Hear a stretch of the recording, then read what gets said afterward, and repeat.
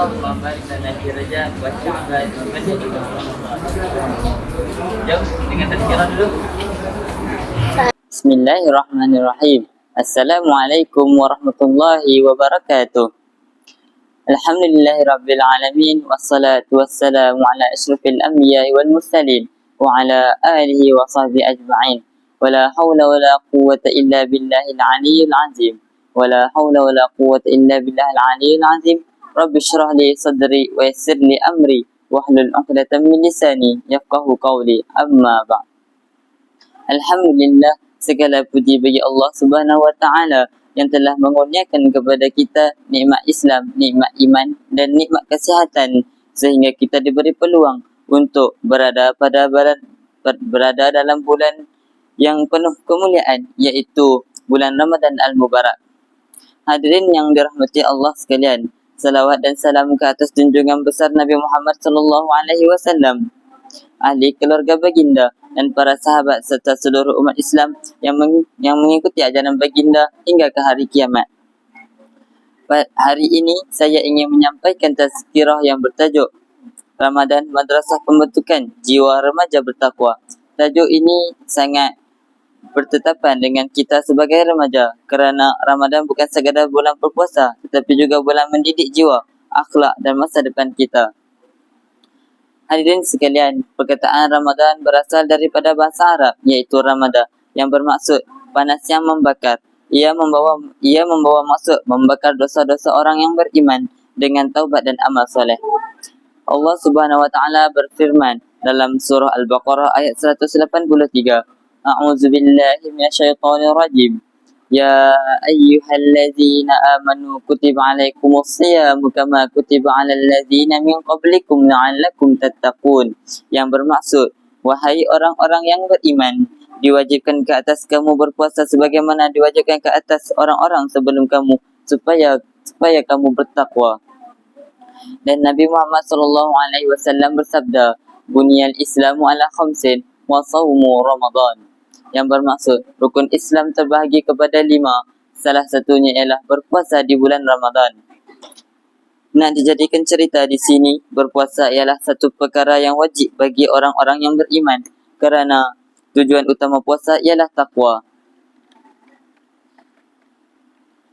Persoalannya, apakah itu takwa? Takwa yang sebenar-benarnya bermaksud melaksanakan perintah Allah, meninggalkan larangan Allah dan merasa diawasi oleh Allah pada setiap masa.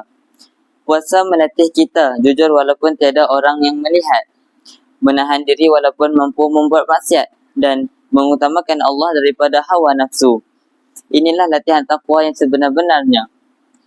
Hadirin yang dirahmati Allah sekalian, sebagai remaja kita pada usia yang penuh cabaran nafsu dan emosi, puasa hadir sebagai perisai.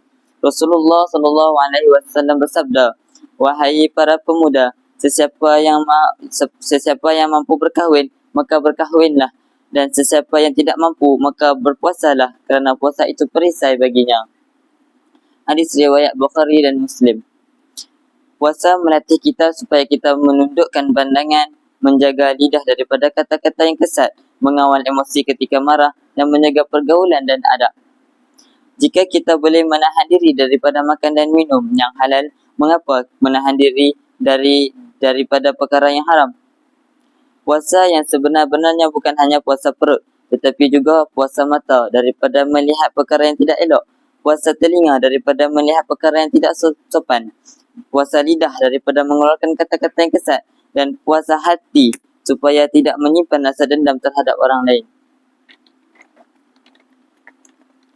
Hadirin sekalian, antara tujuan utama Ramadan ialah membentuk akhlak mulia. Rasulullah SAW bersabda, "Sesiapa yang tidak meninggalkan kata-kata dusta dan perbuatan kejinya, maka Allah tidak berhajat dalam puasanya." Hadis riwayat Al-Bukhari. Ini menunjukkan bahawa akhlak lebih penting daripada sekadar menahan lapar. Akhlak remaja berpuasa sepatutnya menjadi lebih beradab, lebih sabar, lebih menghormati guru dan ibu bapa dan lebih menjaga tutur kata. Hadirin yang dikasihi Allah sekalian, Ramadan juga dikenali sebagai bulan Al-Quran. Allah Subhanahu wa taala berfirman bulan Ramadan yang diturunkan pada Al-Quran sebagai petunjuk bagi manusia. Surah Al-Baqarah ayat 185. Al-Quran bukan sekadar untuk dibaca tetapi untuk difahami, diamalkan dan dijadikan panduan dalam hidup. Sebagai remaja, kita menjadikan Al-Quran sebagai sahabat. Jika kita menjadikan Al-Quran sebagai sahabat, hati kita akan tenang, akhlak akan terjaga dan hidup kita akan terarah.